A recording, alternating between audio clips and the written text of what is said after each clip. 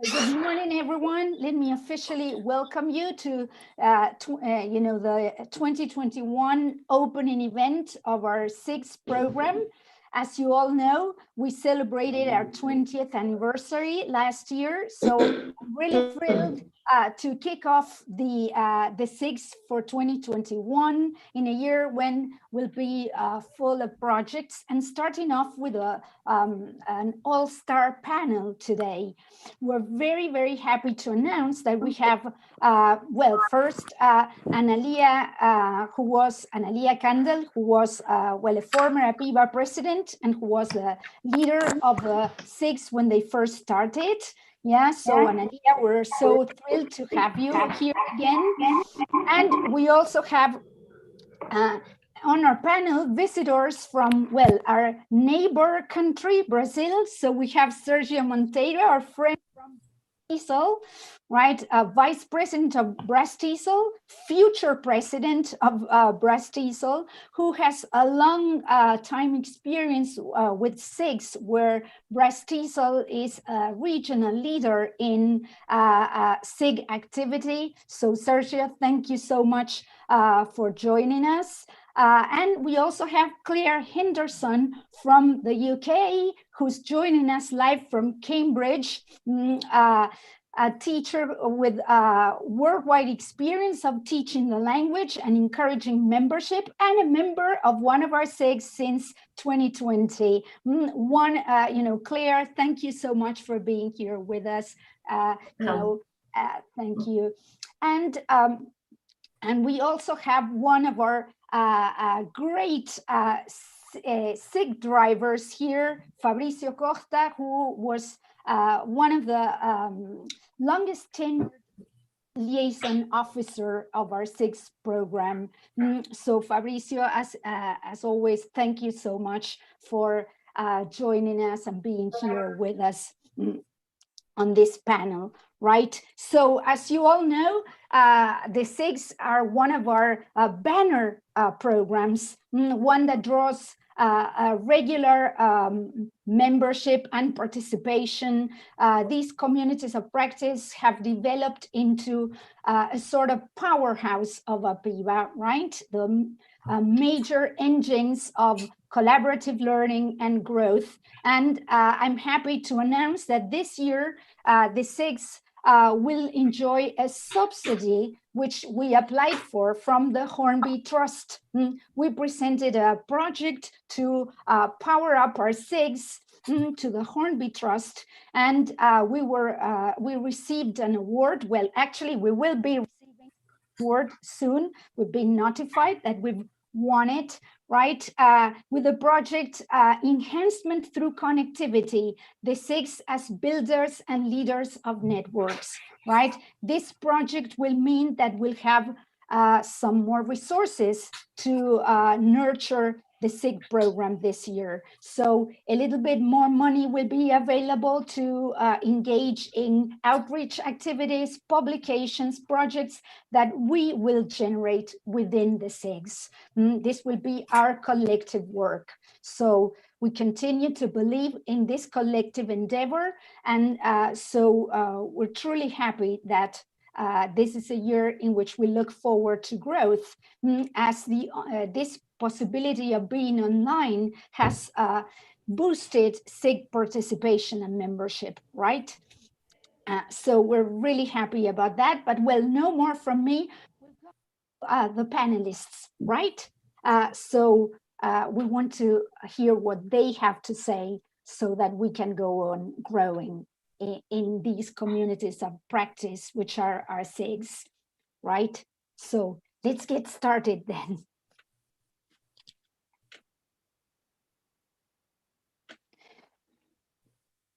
So you see, in this theme of SIGs as catalysts for professional growth, sharing practice and experience, we've thought of a number of questions that we're going to ask our panelists, right? So let's begin, with, let's see, can we have the questions that we want to?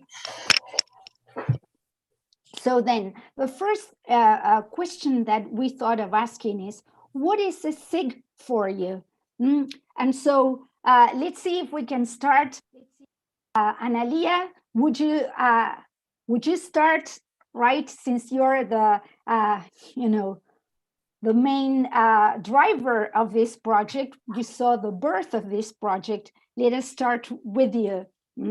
Okay, hello everyone. Okay, first of all, I would like to remind everyone that the SIGs were born in the year, in the late 1999, in the year 2000, in the executive committee that was run by Cristina Banfi, and I was a member of that committee. And so with Cristina, we sat down and we thought up a structure for the local SIGs, for APIBA SIGs. So to answer the question, what is a SIG for me? And the concept of SIGs, of APIBA SIGs back then in the year 2000, and they still, they still are run with that concept. SIGs are study groups that are mainly, they are thought up, bottom up. SIG members are the ones who think of the topics that are discussed. They are discussion forums, and basically they are totally different. They are study groups. They are not a course. Nobody should expect a lecturer to impart knowledge. On the contrary, knowledge is built among the SIG members. That's the main thing to say about what a SIG is for me, and I hope for APIBA. Okay, thank you, Analia. Let's see. Claire, tell us, what is a SIG for you? Well, I think you've highlighted, both of you, I think you've used some of the really key words in the idea of collaboration, community. It's an engine, grassroots. For me, I would say it's a grassroots community where I can be in the company of fellow teachers, let's say, and discuss those aspects of teaching and learning that are of interest to me in particular, and in I'd say a sort of supportive and non-threatening forum. And you made the point earlier that teachers really are the driving force behind this. They're at the heart of the teaching and learning process. And I do think it has to be something that's very separate or very apart from a lecture or a course. And I think the key word is collaboration and joint learning, and keeping the channels of communication open at a grassroots level.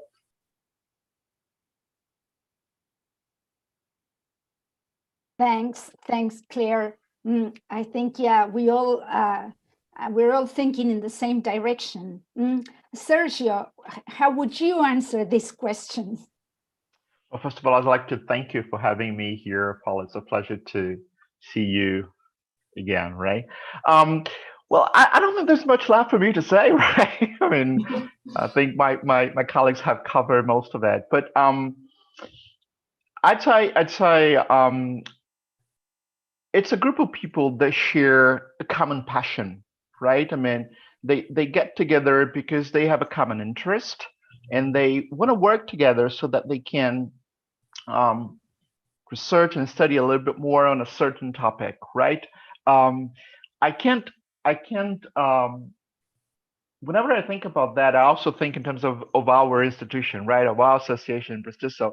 So SIGs for us, right, they are also a very important source of expertise, right? So they help us, each and every SIG, they help us having different looks at what's going on in the ELT world, right? So we see that from different perspectives, and then they contribute to enrich this experience that our members have when they join an association. So put it again, I think it has to do with the keywords that have been mentioned before: collaboration, passion for a certain topic, and the possibility to be part of a community of practice that research and exchange different views and experiences on a certain topic, right? Thanks. Yeah. This element of passion, right, is definitely there. And over to you, Fabricio, where this, you wear that hat, passion, right? So. Thank you, Paula. Good morning, everyone. What else can I add to what has been already said? I'd like to stress some of the key words that have already been mentioned. I believe that SIGs are a group of passionate professionals. And I'd like to stress that we are not only teachers or graduate teachers, but also students, which is something great and something that I know Analia has fostered from the very beginning, is to make also student teachers members to join the community and also to be familiar with what APIBA and other associations are. And this group of professionals, we share this inner thirst to improve, to explore, and to investigate and share. What is good about SIGs is that they unite different teachers from different backgrounds. Yes, we come from varied working experiences. Some of us work in the private sector, in state-run schools, etc. So we all bring our own uniqueness and point of view from our reality, our experience, and that is really amazing because it makes SIGs grow in a special way. And it's a group of trust, yes, people cooperating together and accepting each other's needs, times, and participation, because we know our lives are quite complicated, even more so to be awake on a Saturday morning, generally at 9. So we need to have an inner passion to be here. And sometimes, our lives are kind of complicated, as I was saying before, and sometimes we don't have time to read what was expected to be read, etc. That doesn't matter. Okay, it's amazing. It's not a class. It's what Analia was saying before. It's not a class. There is no lecture, and we build together, and that's amazing. I think, can I just add something? I think that's a really, really good point that somebody made earlier, that, we want to get perhaps newly qualified teachers or teachers of less experience involved, student teachers as well. And I think that's one of the questions is going to touch on that later. How do you reach everybody or a wider audience? Because in my own case, I remember when I was a novice teacher, one of the things that really, really helped me with my practice and my understanding of English language teaching and the English language was joining a teachers association here in Cambridge. And we used to meet in the evenings. I'm going back, pre-internet days here. So it was literally just a glass of wine and some peanuts, but there was always a guest speaker. And it was very much that idea, all ages, all levels of experience were welcome. And I think that's a real key factor in a SIG. Definitely. Yeah. All right. There's so much, and I think such a great synergy. So now, why is it important to participate in a SIG? I think you're the best qualified to tell us about this. Who would like to go first? Let's see, Claire, would you? Yes, I'll go. That's all right. Well, I think the key really is in the word, the G, that stands for group.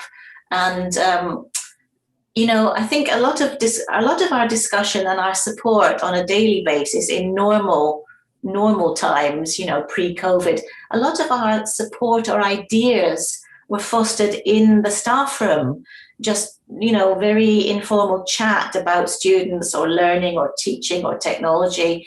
And I think now, perhaps you can think of a SIG as a permanently open global staff room. And especially now where the vast majority of us are teaching from home and very isolated in many cases from our normal staff room environment, I think a SIG is a really vital link to other colleagues out there, wherever in the world they may be. And yet, for me, the clue is in the name group, and I think, as we said before, the advantage of a SIG, and that's the S and the I, the special interest, you are allowed then to tailor your choices, you know, to those that can help you meet your needs or your priorities at any given time in your career. Right, right. That's the group aspect. Yeah. What else would you add? Let's see, Annalie, I see you there wanting to say something.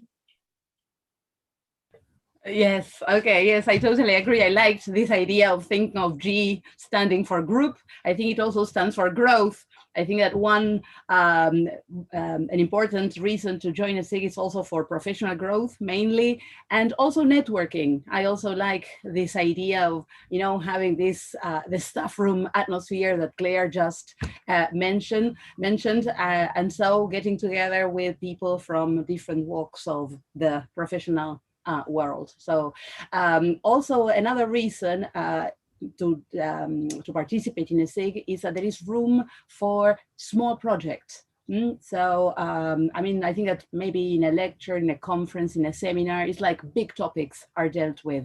Whereas in a SIG, you know, it's like smaller scale, and then you can bring in your small project and have, you know, feedback from your colleagues in this group where you feel this, where you have this sense of belonging and you trust your colleagues. So I think that's why we should join a SIG.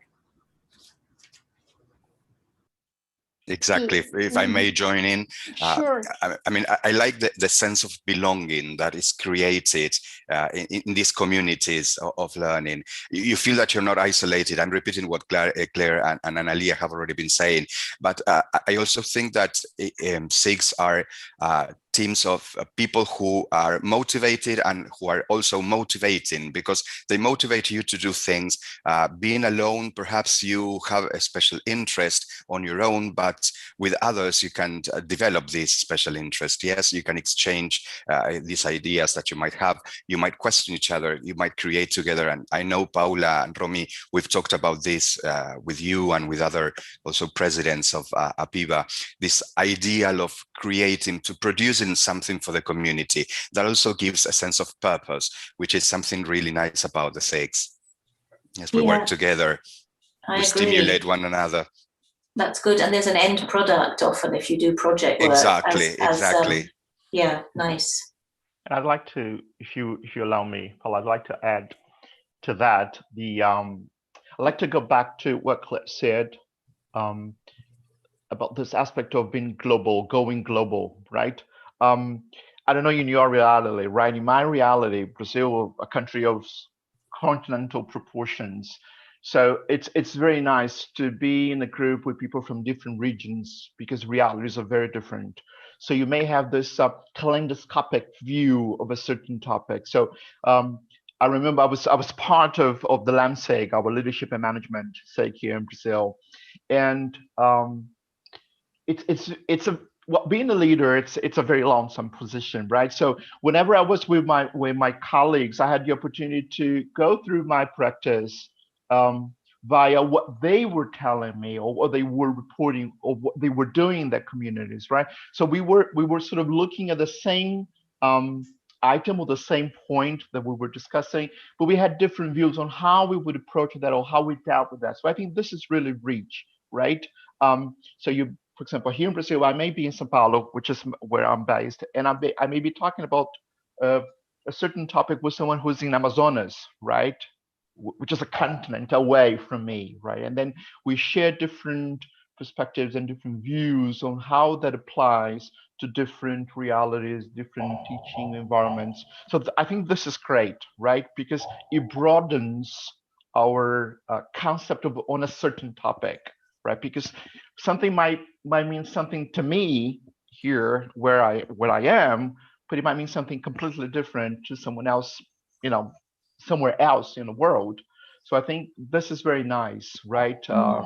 And this changes drastically, right? I remember when I was taking part in the LAMSEG events in the IATEFL conference, and it was very interesting to see the differences in terms of you know, how things are dealt with in different countries.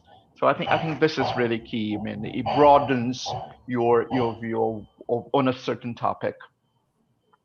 And what Maria Marta is saying in the chat box is that something that lockdown has forced us to do is to go virtual, and that allows people from other regions, from Argentina, other provinces also to join, and it's really amazing what you were mentioning before, Sergio. And if you don't mind, Paula, I'd like the audience also to write in the chat box at least one word and why it's important to them, because we have people here who have been singers for a number of years or who were singers in the past and are here as well. I'd love to know what they think about that. So if you don't mind writing at least one word in the chat box, it would be great. Right, excellent idea. Yeah, this is so because we are the community. Exactly. Yeah. Okay, I see you're writing away. Good, good. Yeah. All right. Yeah, this is also very interesting. Yeah.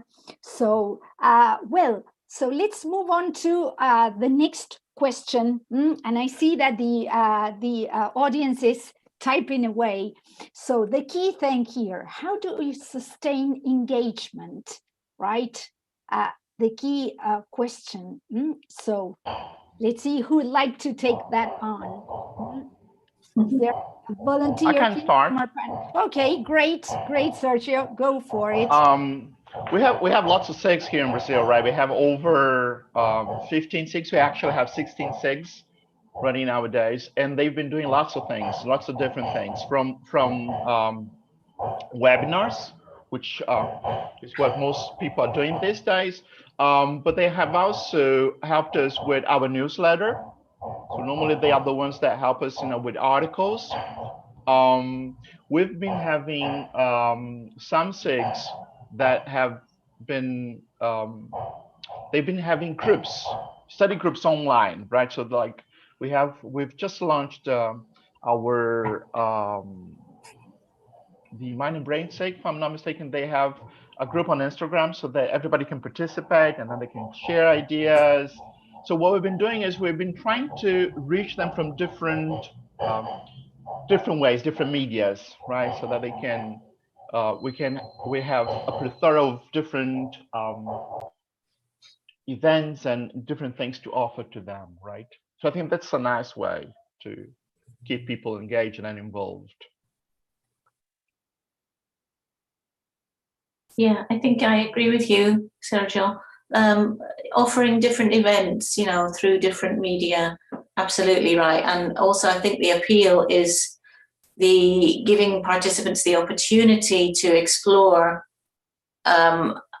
methodologies or language points that are of interest to them or relevant to their teaching practice. And I think engagement then is also sustained by giving members the chance to put forward suggestions or make requests. And even if your particular suggestion isn't carried forward by a vote or whatever, you still have the chance to form a study group maybe, or a buddy system with somebody else who's interested in what you're interested in. And you still have the chance to contact other members directly for help or for advice.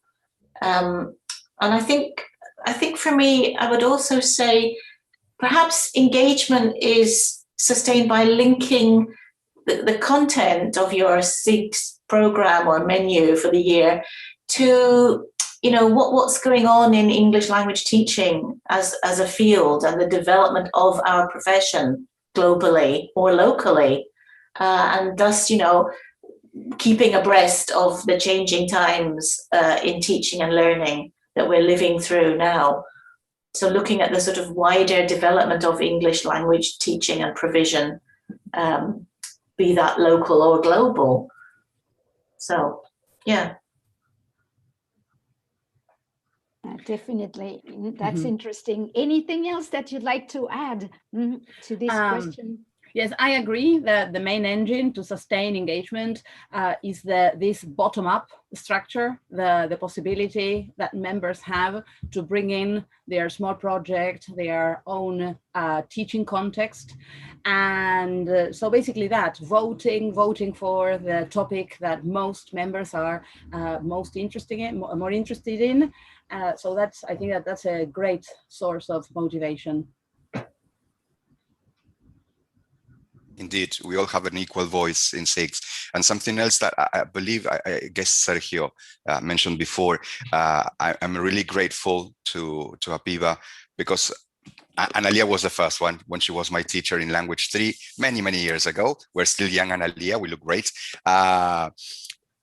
APIBA gave me the opportunity to participate on a FAPI conference for the very first time. APIBA gave me the opportunity to participate in different events, promoting both APIBA, promoting the SIGers, and that is really amazing. Not everyone, almost anybody or nobody, mentors people to become speakers, lecturers, and to investigate, and that's really amazing. And it's something that I'm really grateful for. And I know that some other teachers of mine are there in the audience. Mercedes, also thinking about methodology, inner motivation and external motivation, I mean, it's essential. I mean, we are here because we want to be here.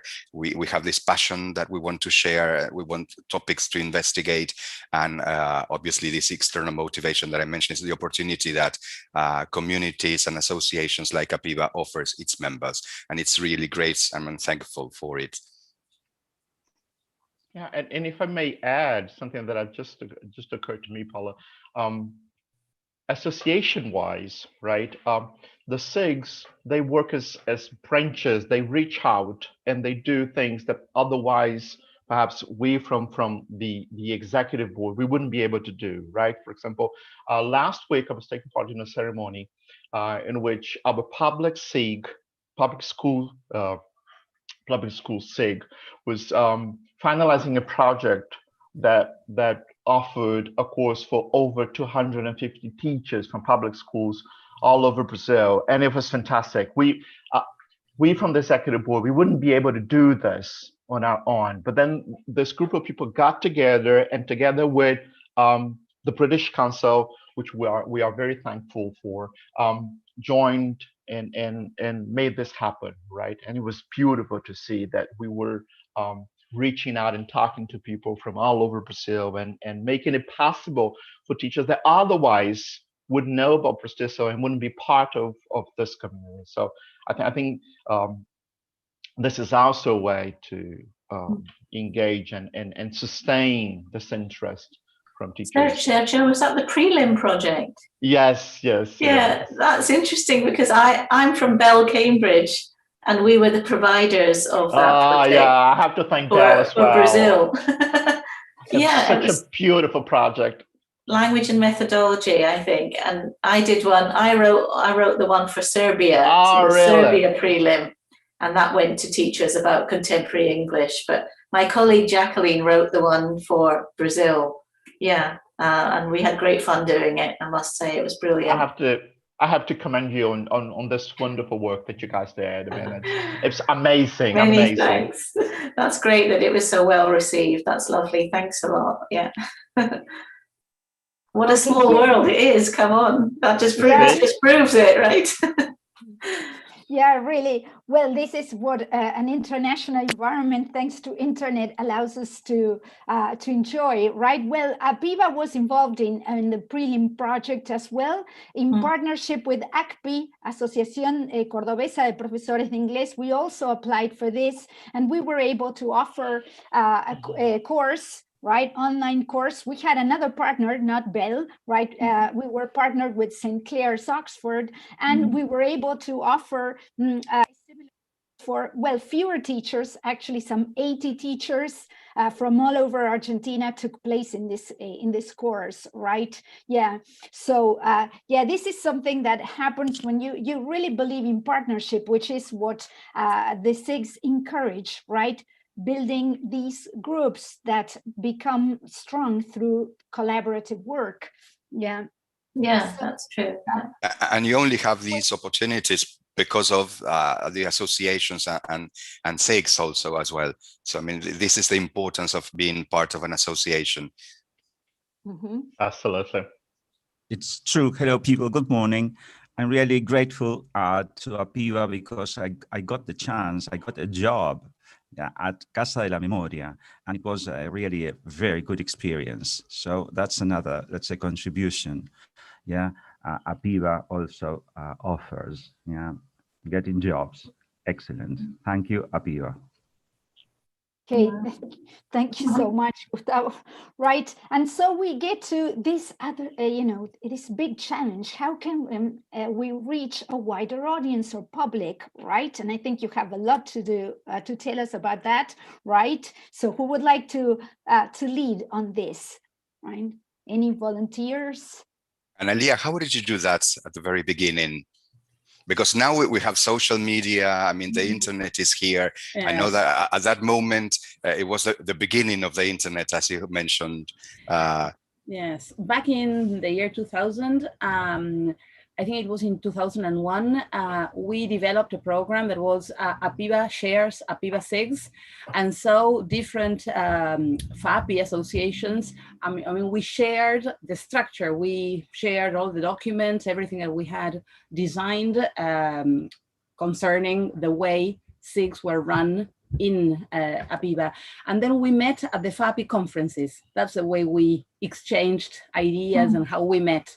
At every FAPI conference, I mean, there was a forum for SIGs. There was one day, I mean, about 2 or 3 hours where, I mean, when we got together and we shared what we did. I also remember that back at that time, I mean, and I do believe that to reach a wider audience, mouth to mouth is the best policy.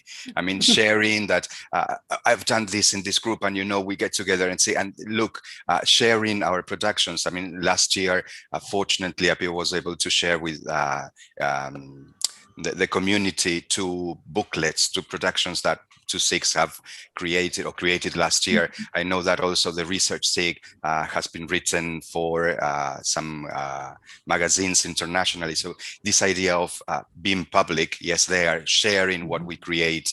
I mean, that's the key thing. But also is what we do as teachers when we talk to our students at teacher training colleges, and we start having this idea, because otherwise we don't know what APIBA is, what SIGs are, etc. And I do believe, besides social media, that we can have ads, etc. I mean, mouth-to-mouth recommendations is the key issue. Graciela Moyano reminds us that back then we also had email. I mean, we emailed each other a lot, and there were also newsletters, and so we also shared what we did through newsletters. Right, back in the day, that's right. Yes. And when I was the coordinator of the Cambridge local teachers group, I had to physically design the posters, print them off, and take them by hand and hand them into all the language schools. So that's going back 30 years pretty much, but that's how it started, And I think, how can we reach a wider audience today? Well, now we have, as you've already mentioned, both of you, I think advertising, getting it out there via social media, of course, is the #1 way. And also perhaps using little sound bites or little testimonials as well in your publicity material from happy SIG members, which I know has been done before. But yeah, I think it's word of mouth is definitely, the first way to publicize this. If you allow me, I'd like to take 2 step backs in the sense of saying that acknowledging the existence of a certain group of people that are interested in a certain topic may make the difference, right? I don't know your context in Argentina. In Brazil, language teachers, the community of language teachers is very segmented, right? So we have teachers for private institutions, we have teachers that teach at universities, teachers that teach at public schools, and they sort of don't mingle, right? So one of part of our mission, part of Prostisso's mission, is to bring all these people together. And I believe that the existence of a certain SIG helps us broaden the public that we cover, right? I'll go back to the example of the public school SIG. They managed to bring to the association teachers that otherwise wouldn't, right? Because they don't feel, unfortunately, many of our teachers that teach in public schools, they are not that fluent in the language. So sometimes they they shy away, like, oh, okay, I won't be able to take part in an English-only event or in an English-only conference. And by taking part in this project, they were witnesses of the fact that, okay, I can take part. I'm in the process of learning, and that's okay. We are all, we are not, I'm not a native speaker. Most of the people here, I believe, are not native speakers. We are all learning the language. We are all learning how to teach. So my point is, when we acknowledge that a certain group of people are studying a certain topic, and we help them, we reach more people, right? And we broaden and we make our audience wider, right? And obviously, then we have to do that via social media and, word of mouth, all those different things that have been mentioned before. But I'd like to, I think it's important to point out that the existence of the SIG, per se, it's already, it may be something to reach. For example, in the case of the LAMSIG in Brazil, right? Because the Brastiso was usually associated with teachers only, and the leaders, right? Academic coordinators, and those people, they didn't have any space to talk, and now they do, right? So I think that's also important to mention. Right, definitely.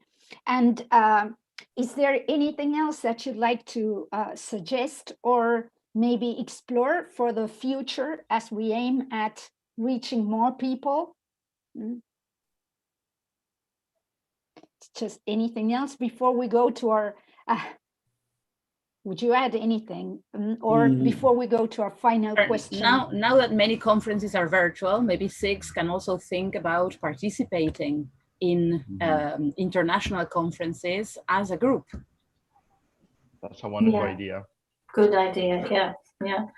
Because you've got that support, haven't you? You don't feel you're out on a limb doing it by yourself with the added stress of technology, but you'd be co-hosting or sharing. Yeah, that's a good idea. Yeah. Sorry, but still in the provinces, there's still some type of resistance. So I would like to raise awareness. I know that APIBA is trying, it's really making a lot of effort to get to places. For example, I'm from Saturday, and probably here there is a teacher training college, and still, heads and teachers, probably from other teacher training colleges, not from CAWA, are really resistant. And even though we are trying hard.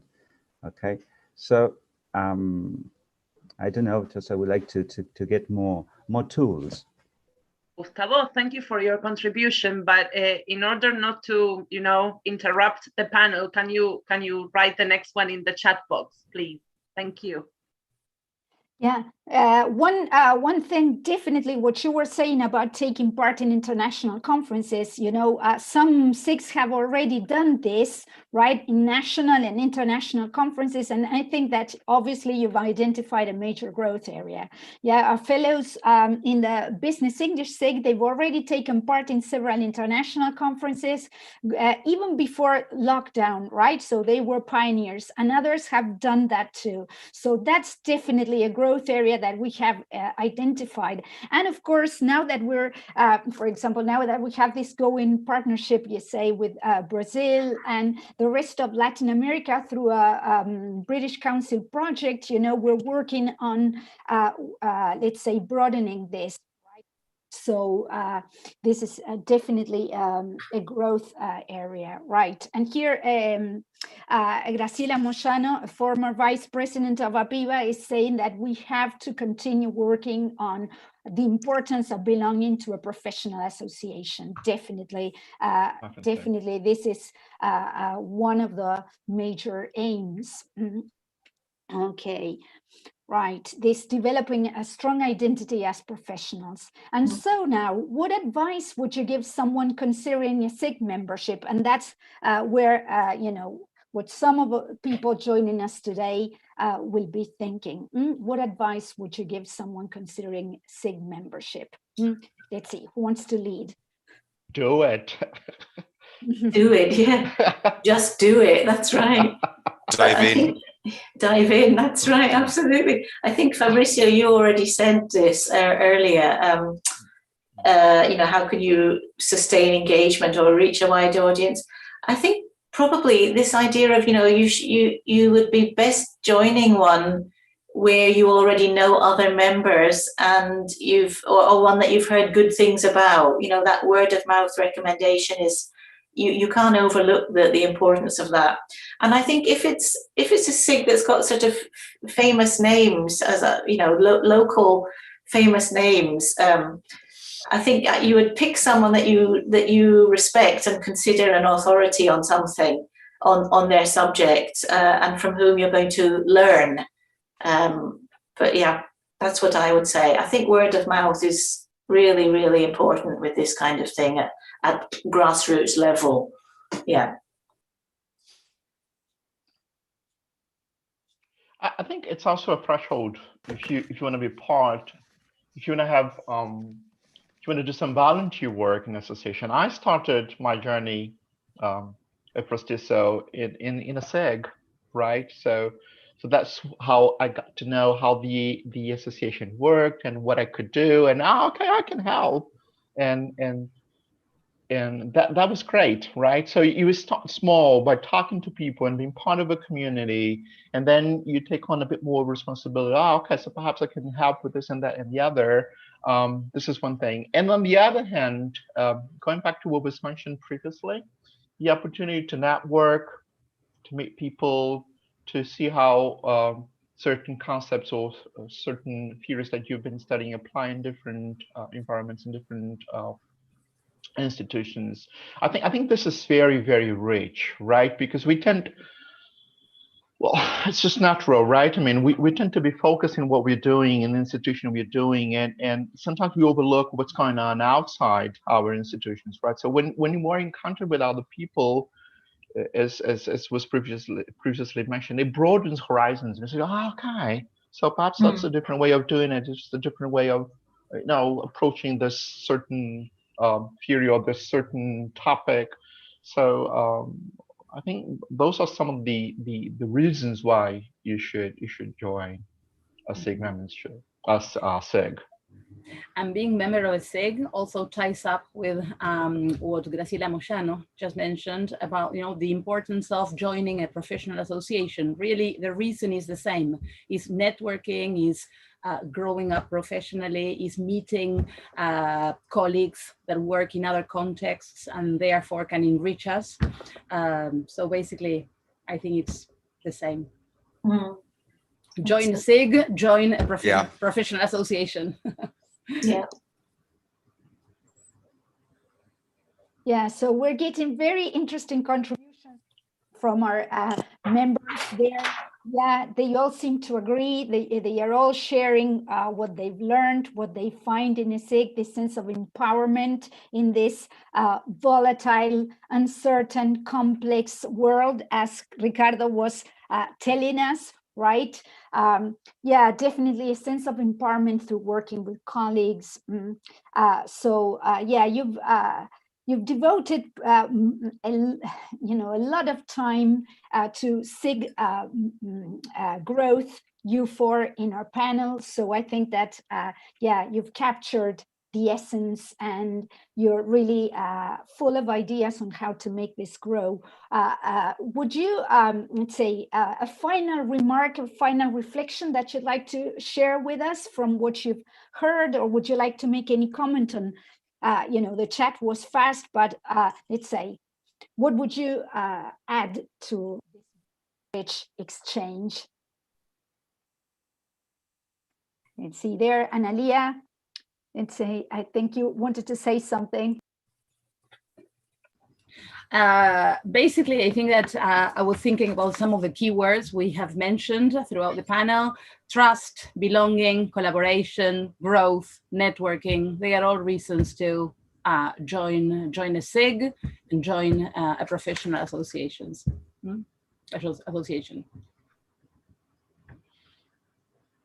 Yeah, and I think you have to maybe stress or point out, look, you don't have to take on extra roles. You don't have to be, taking on administrative roles or whatever. You can simply join and listen. And as you feel more and more comfortable, then you can participate or take on a role within the SIG. But if you don't want to do that, and I'd be interested in taking further this discussion as to, where does the reluctance or the resistance, because those are two different words, where does the resistance come from to joining a SIG? Or somebody mentioned reluctance, and I wonder, I think that's worth sort of investigating further almost, isn't it? Where does that reluctance or resistance come from amongst teachers perhaps, or yeah? Individualism, I guess. Yeah, which is the opposite of this collective. Yes, that I don't want to be a member of a community or a group. Okay, yeah, yes. Yeah, perhaps, this idea of what's in it for me, that, Yes. and if you, you have to let it happen. There's a lot for you, right? It's simply that you have to go there with the right frame of mind, right? Like there's a lot in this collaborative work. Yeah. And as Sergio was mentioning, right, this idea of the growth opportunities, how we all started maybe going there to listen, to see some friends, and then finding that you learned a lot. And I would say advocacy, right? Advocacy, which has to do with this power of agency. You learn that you can do things, right? I guess that's a lot about SIGs. If I can recall what we were like back then in 2000 and where we are now, and Analia, I see that there's a lot of growth. And I think that part of that growth came from that sense of belonging, right? And I can see from your faces that you want to add to this. Let's see, Sergio there, or Analia, right? Fabricio, come on, I'm sure you want to build on this. I think if you allow me, Paul, I think as was previously mentioned, being part of a group, but also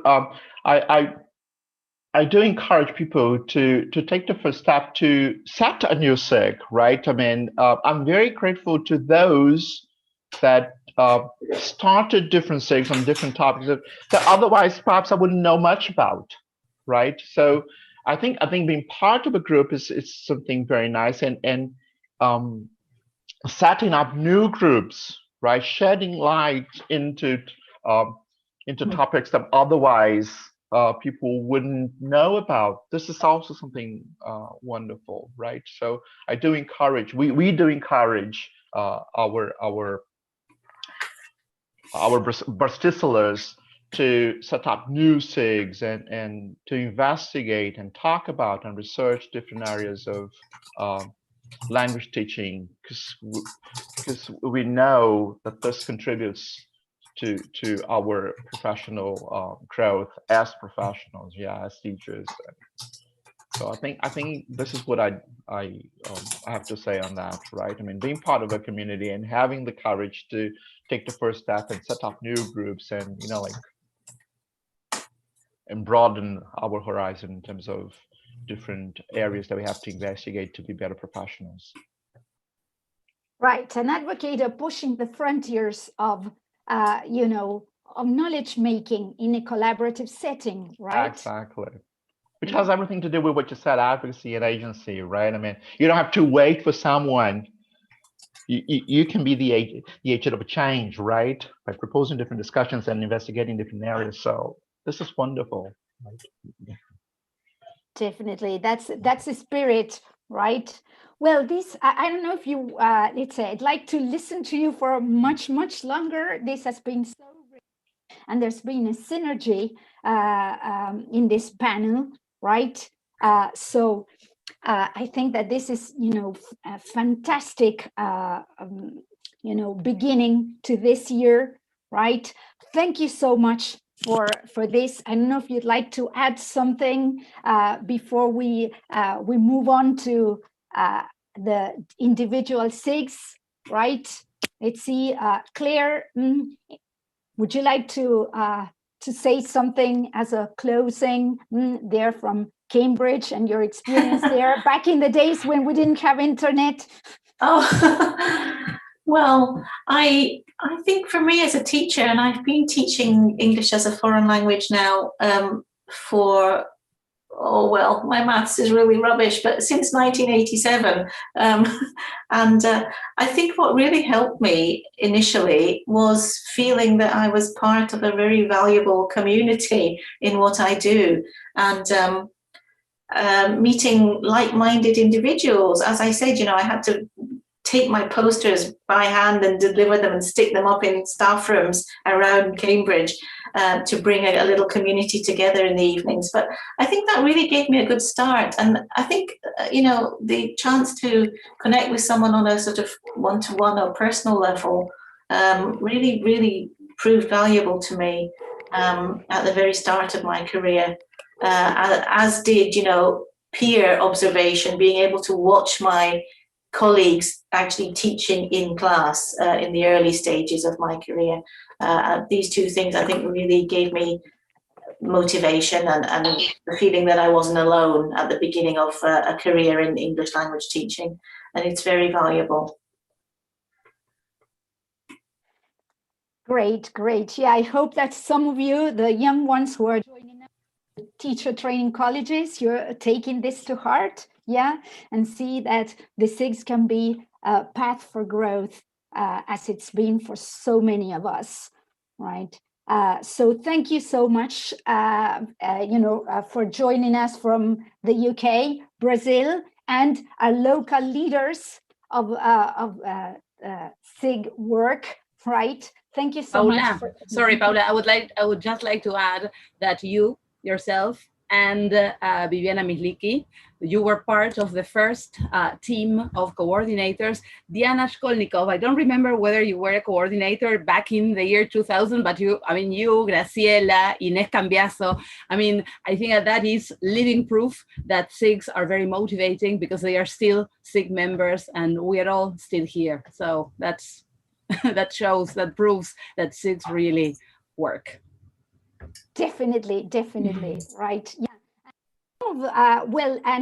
Some of our leading members of APIBA started as students joining a SIG, right? As Romina, current vice president of APIBA, right? And Fabricio and so many others, right? Who started as students joining a SIG and now are leading members of our association, right? Which is fantastic, right? And they've all built great careers in English language teaching, right? So this is what we're all aiming, and the sky's the limit, right? 2021, right? In which we'll go international. You know that through the Hornby Trust Award, we'll be able to go and present SIG projects to a worldwide audience, as Maria Laura did last year when she was invited to participate in Africa TESOL to talk about APIBA on tour, right? So this will take us internationally and we'll be able to build stronger partnerships.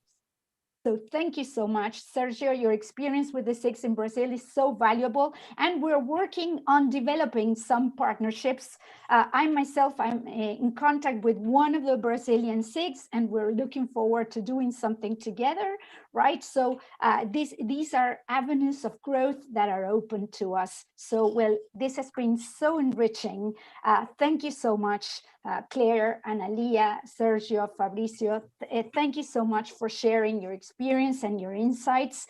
And now we go to the work of SIGs, right? Now you will be able to choose, right, the breakout rooms to go to the SIGs individual meetings. So we're happy to announce that there are two new SIGs opening up, right? Taking the example from Brazil, today we're starting the public school SIGs. We drew inspiration from the opening of this SIG 2 years ago. We were there at Perth, right? We took part in the Southern Cone TESOL convention, and our colleagues in Brastisol, announced the opening of the public school SIG, and we told them, well, we're going to follow your lead, right? And so today we're beginning with the public school SIG, right? And we are recreating the phonology SIG, which had merged for a couple of years with the language SIG. Now there's a group of members who are interested in, you know, a new lease on life on the phonology SIG. So we invite you to join our colleagues. Will be leading that again, right? So you see that this is a fluid world in which we create new SIGs, revamp other SIGs, give a new breath of air, and well, obviously the long-standing will continue. And of course, feel free, as Sergio suggested, you know, let's think of more SIGs. Why not, right? If there's an interest, there's a group there to research and work on it.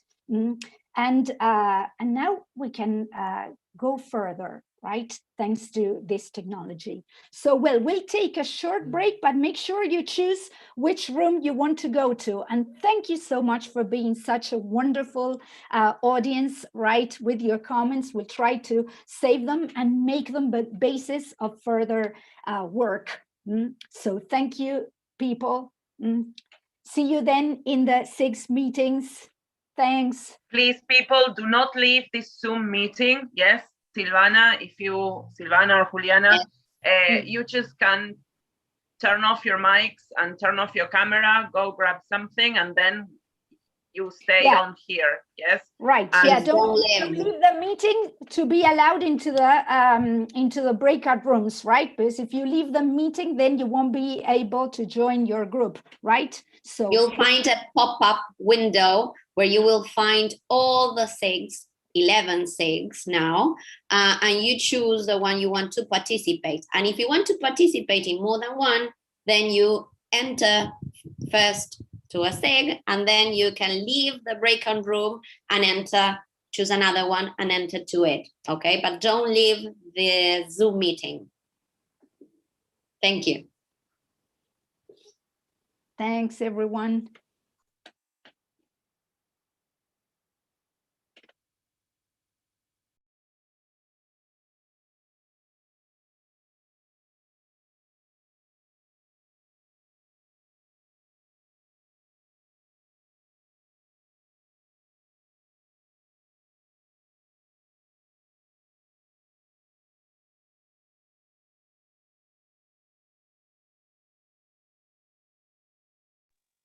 Thank you so much, everyone, for making this great. So make sure you make up your mind which one you want to go to. So I know that some of you might be tempted to go to several. There'll be time for that. So just make sure you get back and see the links, right?